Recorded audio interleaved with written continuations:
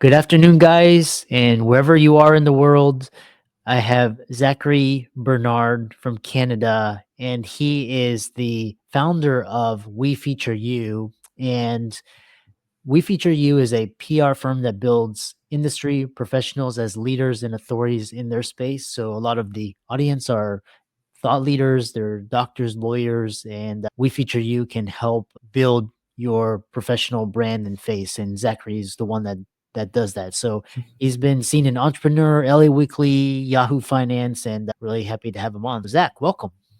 Thank you, Chris. I appreciate the well put introduction there. Yeah, briefly introduce yourself, and we'll dive into We Feature You.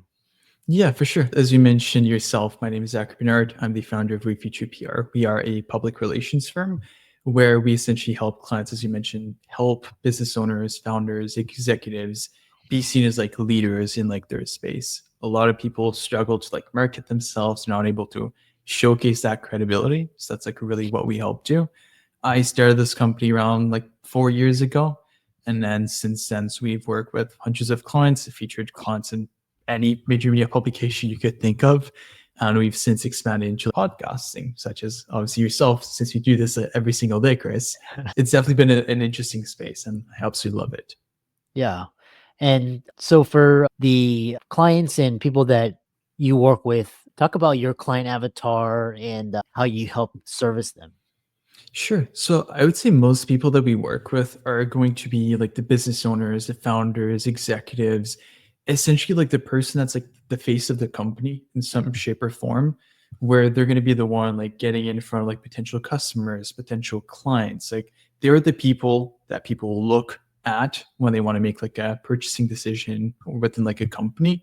So the first thing that they have to do is they're going to look up that person. They want to know if, okay, should I even trust this person? Like the first place, trust is going to be obviously like that number one component there. So typically we're going to be working with like small to medium sized like businesses with the main goal of like building like their authority and credibility. That's not to say that we haven't worked with bigger company. We've obviously worked with even publicly traded companies, but most people are going to be in like an infantry stage as far as like their brand. They want to start like building their profile a little bit to really be able to amplify like all their other marketing efforts.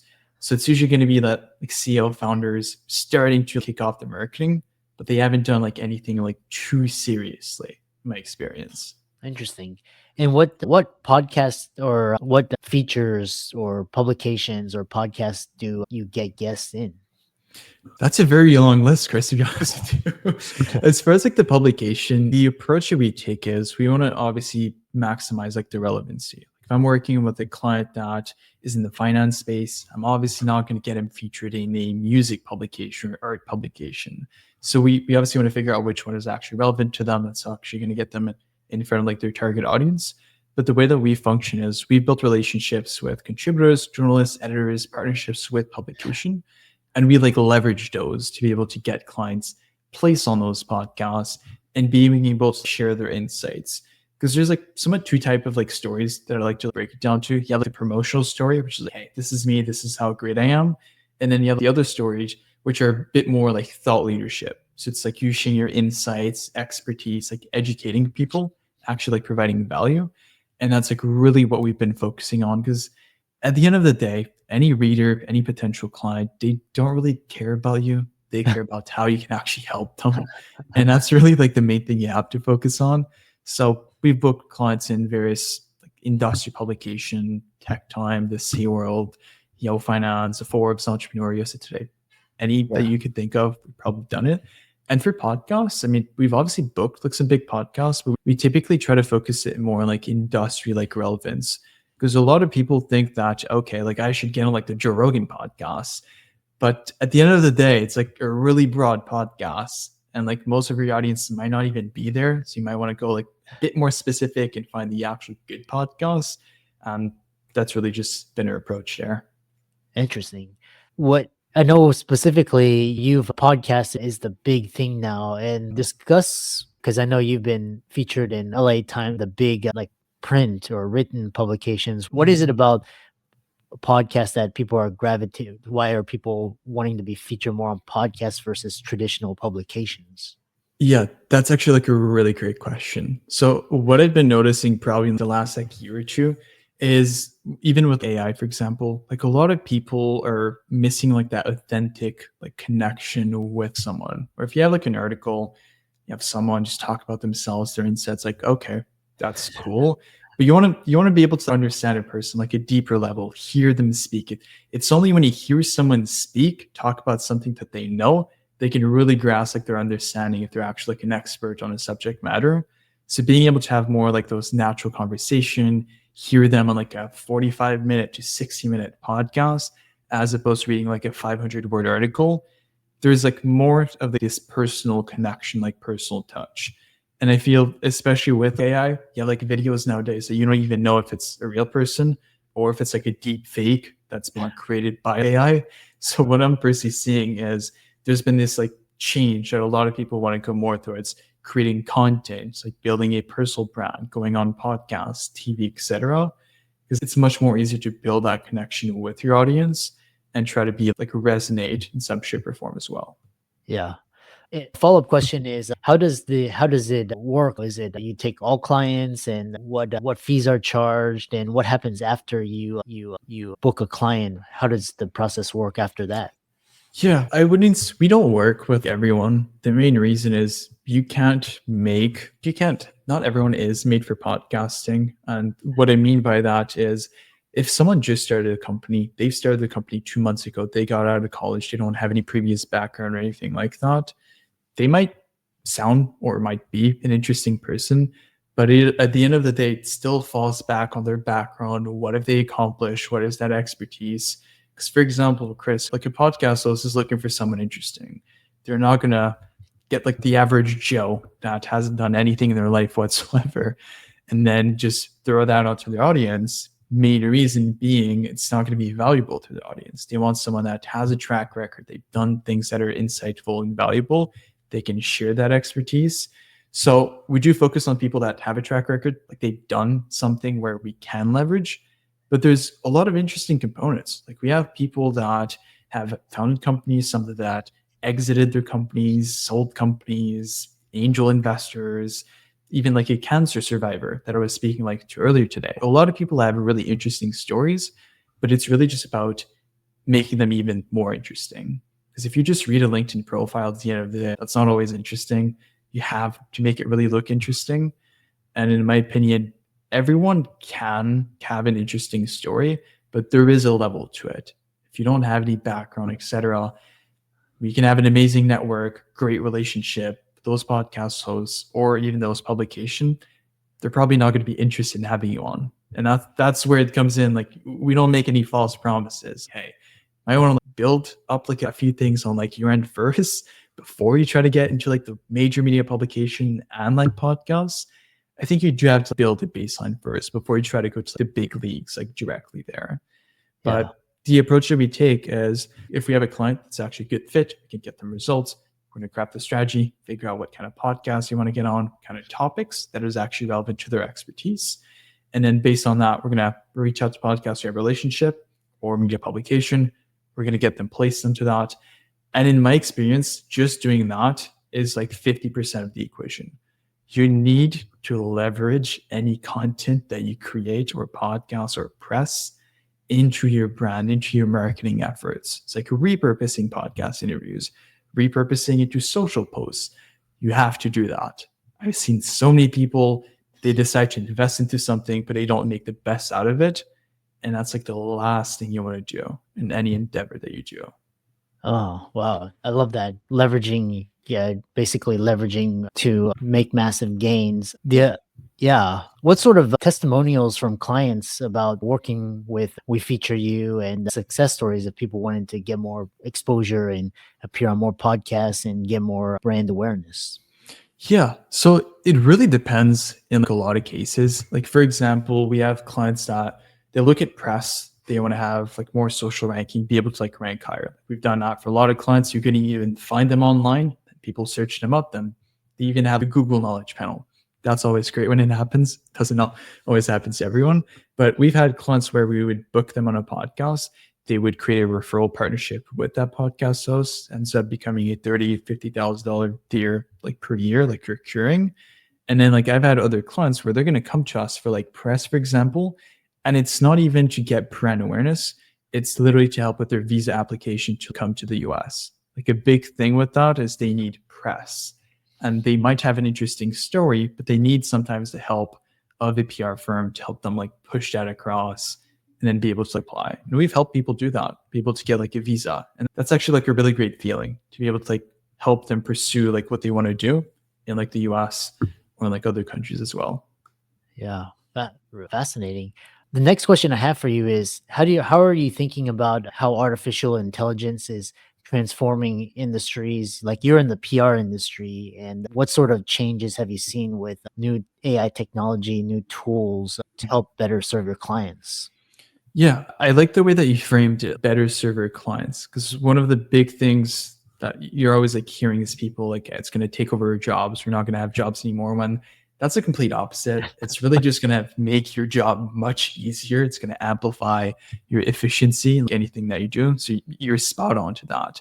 The ways I've seen it personally, if you look at like press, PR, etc., it just makes your job easier when it comes to coming up with like strategies, like doing like market research, drafting up like outlines of like articles, etc. Same falls back to like podcasts. I even myself run like my own podcast, and sometimes like I do need to get a bit of ideas as far as how I should structure my questions, structure the entire interview, and it makes my job like so much easier. Like sometimes like I'll be writing something with AI, and I realize like maybe a year ago, like I would be doing like all of this like manually. Oh my god, I can't even imagine myself going back to doing that way. Yeah. And I feel again, it's just going to make everything that we do like more efficient, but it helps with like strategy, market research. I think that's really just been like that main focus on benefit for us at least. Yeah. And the amount of applications that AI can do for just for different industries, we're just starting to see the tip of the iceberg. Oh yeah, Yeah. crazy. Yeah, I follow your career, and what's interesting is you started We Feature You, which helps get press on in TV media and also podcasting. But you've also done quite a few for Yahoo Finance, LA Weekly, some of these big name. And what did you learn from doing that helped you start and succeed in We Feature You? I would say that it's really been about like building relationships. So when it comes to like press, etc., it's really just about finding like these people you can provide like value to. And I feel that same still applies like every single industry that you might work with. You want to provide value to someone, they'll pay you in return. Except what we do is we provide value to journalists, contributors, and in return, they feature our clients in like major media publication. So we've leveraged those like connections to get myself, our companies featured in like those big outlets. Yeah, it's really just been about relationship. If you maintain good relationship, you provide good content, you become really like a reliable source for insights on certain industry topic, things that these journalists, contributors are going to be writing about, then you're in a really good circle. A good few things that you could do, for example, is signing up to like newsletters of like journalists. Sometimes you're going to be asking for a quote in an article, submitting yourself to like Hero. Not sure if you're familiar with that. It's like the platform where you sign up, you get like 100 journalists looking for like quotes, etc. That's Yeah. another great platform. And even just like following journalists on Twitter or like X that they call it now. That's my go-to in my experience. Yeah. And along those lines, because my last podcast guest, we were talking about how whether you like it or not, like the most recent presidency was won through social media, and the loser, Kamala, refused to go on to like Joe Rogan and these things. My question Mhm. is, do you think traditional journalism like TV, print, and radio is becoming obsolete and all the action is getting won on social media like podcasts and YouTube podcasts and Mhm. social media? That's a really good question. And I've had that exact question, I think, in like 2 podcasts ago, something like that.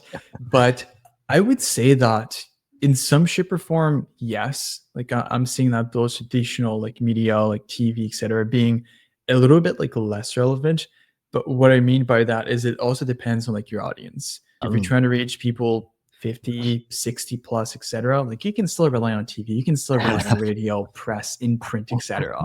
But if you're trying to reach like the younger generation, social media, podcasts, they're becoming like a new medium of communication. Yeah. And I think as we progress and move on as like a society, it's going to become like almost like all social media and all like podcasts. 'Cause Yeah. people, it's not just about reading something like physically, like they want to be able to have it like directly. Like we have a really short span of like attention. Like we want things like directly. You can have it all on like your phone. So I think that's probably the route we're going. In my opinion, I do like the traditional component anyway, but Yeah. we have to evolve if we want to keep growing. Yeah. Yeah, and we talked about AI in transforming like operations, but what are your thoughts about AI transforming the content, like how you're generating content and like now Mhm. we've got Gen AI, we've got AI agents, chatbots. How is it changing like journalism in general? Yeah, I would say that we haven't really played around with too many like chatbots, etc. But like Gen AI, like pictures, being able to like generate like images, like I think that's really cool. I'm not sure what the copyrights and everything along those lines, like what's involved with that. I haven't played like too heavily with that, but I would say it's definitely like an interesting space, as you mentioned, even like AI agents. I haven't played too much around with them, but I know it's definitely like crazy the way you can use them. And you have people that are like 50 level ahead of us that have been using like those types of AI, et cetera, for like a while. We're just getting used to using them. And for us, it's like crazy. So I can't even imagine what's going to be happening in 20 years. It's going to be absolutely like crazy. But I think for us, like it really just helps us with research, more efficiency in general. And I think for the journalism aspect of things, that's going to be another component. Like if you have a journalist, what they will need to do if they're writing a story, they need to get statistics, sources. They need to like do research on like an article. Now they'll just ask an AI assist agent to be their assistant, find all the information, draft up initial outline, and then they'll write the entire thing.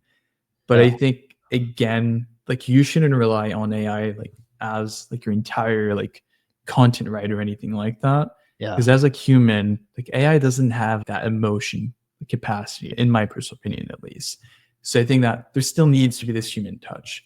And yeah, people are gonna start like catching on when content is solely like AI and when it's like human. And trust me, they're gonna prefer human after a while. They're gonna be tired of just seeing AI, not actually authentic, real content, in my yeah. opinion. Yeah, it's like when you meet somebody in person, you can tell if they're like authentic or genuine or if they're like fake. It's and you really Yeah. and no matter how like fake or whatever perfect it is, you prefer like someone like imperfect and Mhm. authentic and genuine. How can people connect with you and follow you, find you, and check out your work and work with you?